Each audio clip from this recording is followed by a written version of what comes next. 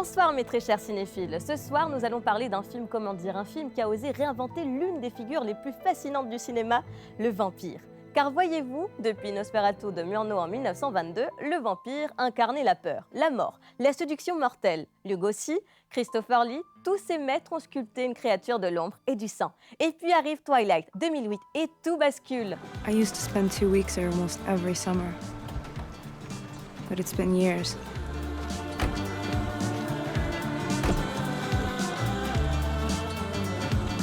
Twilight, l'histoire d'une jeune fille qui tombe amoureuse d'un vampire, mais pas n'importe lequel. Un vampire qui brille au soleil, qui refuse de tuer, en somme, un vampire qui a lu Emmanuel Levinas. Car voyez-vous, Stephenie Meyer a compris quelque chose d'essentiel. Elle a saisi que l'adolescence, c'est cette période troublante où l'on rêve d'un amour total, absolu, presque vampirique. Qu'en pense donc le docteur Watson de Box ? Melling, je suis entièrement d'accord avec vous. Moi-même, j'ai grandi avec Mordicus, le canard vampire végétarien.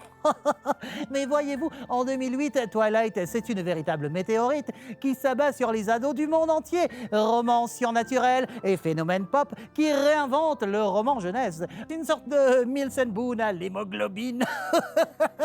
Who's he?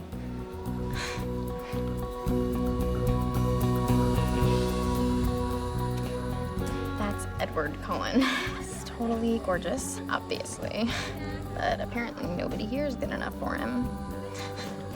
Un succès qui catapulte l'auteur ou l'autrice, si vous voulez, le livre, le film et les acteurs dans l'ultra-célébrité et polarise critique comme public. Mais ça, vous le savez déjà, n'est-ce pas, Melling ? Effectivement, tout à fait. Edward Cullen, c'est l'incarnation parfaite de ce fantasme adolescent. Beau, mystérieux, éternel et surtout, il n'aime que Bella, uniquement elle, pour l'éternité. Mais attention, ce qui me fascine, c'est la réaction qu'a provoqué ce film. Hystérie collective chez les adolescentes, mépris chez les cinéphiles, comme si Twilight révélait quelque chose de gênant sur nos désirs.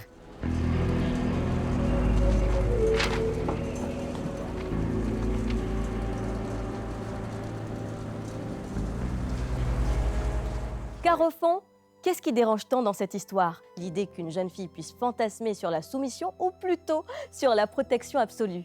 Meyer transpose ici ses propres frustrations. Mère au foyer mormone, elle rêve d'un amour qui transcende les interdits. Edward, c'est l'amant parfait, selon la morale religieuse. Il désire, mais s'abstient.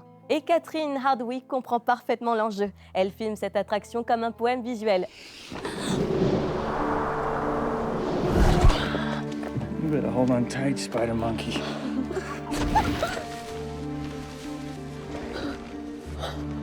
Regardez ces couleurs froides, cette mélancolie des paysages, c'est du pur romantisme gothique adapté à notre époque. N'est-ce pas, Dr. Watson ? Naturellement, Melling. C'est d'ailleurs le tremplin parfait pour la génération emo. Et oui, souvenez-vous de cette période. Ceinture aux grosses boucles, nonchalance emo-punk, cybergothique, danse tectonique.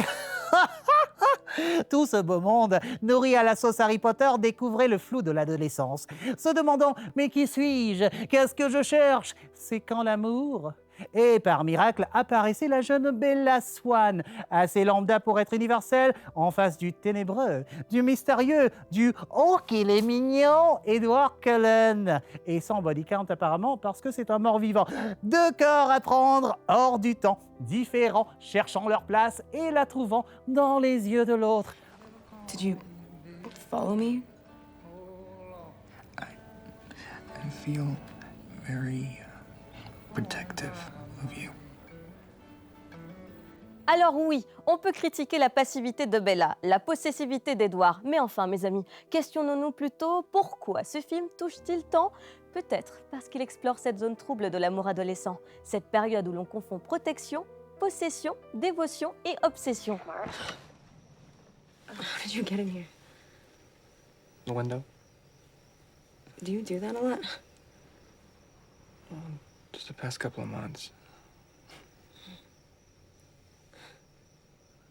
I like watching you sleep. Twilight, c'est un miroir de nos fantasmes, de nos peurs aussi, et comme tous les miroirs, il révèle autant qu'il dérange.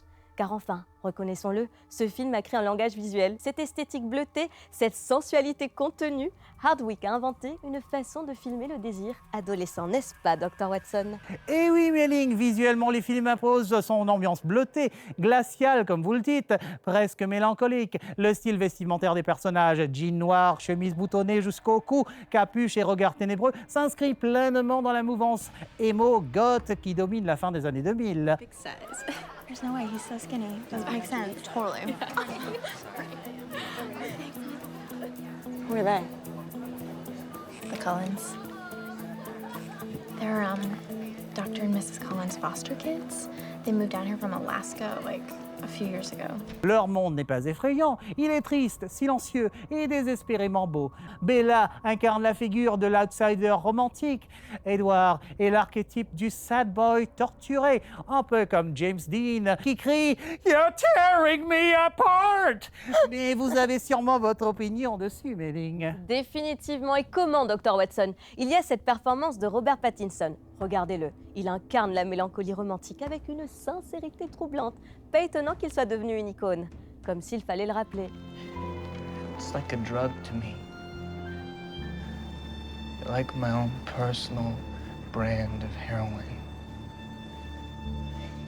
Mais quelle révélation, ce beau jeune homme! En quelques mois, l'acteur devient un sex symbole mondial. Malgré lui, ce Our Pets Phenomenon le propulse dans une célébrité écrasante dont il se détachera avec brio grâce à des choix de carrière audacieux dans le cinéma indépendant. Twilight a été pour lui la cage dorée autant que le tremplin libérateur. Des années auparavant, moi-même, j'avais le béguin pour Buffy, chasseuse de vampires. Edward Cullen, c'était un peu mon angel à ma moustache.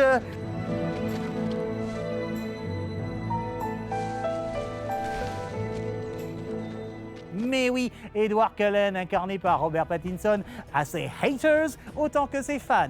Un peu comme le film lui-même d'ailleurs. Culte pour certains, nanar pour d'autres, n'est-ce pas, Mei-Ling? Effectivement, alors, chef-d'œuvre ou navet, peu importe, Twilight existe, fascine, interroge toujours et c'est déjà beaucoup. Eh bien pour moi, Mei-Ling, au diable les haters. Ce film scintille encore entre ombre et lumière. Mais vous brillez carrément, Dr. Watson.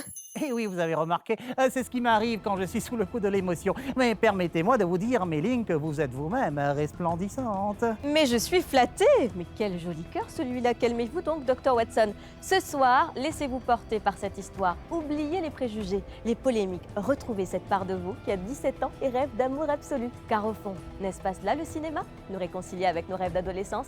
Tout de suite, Twilight.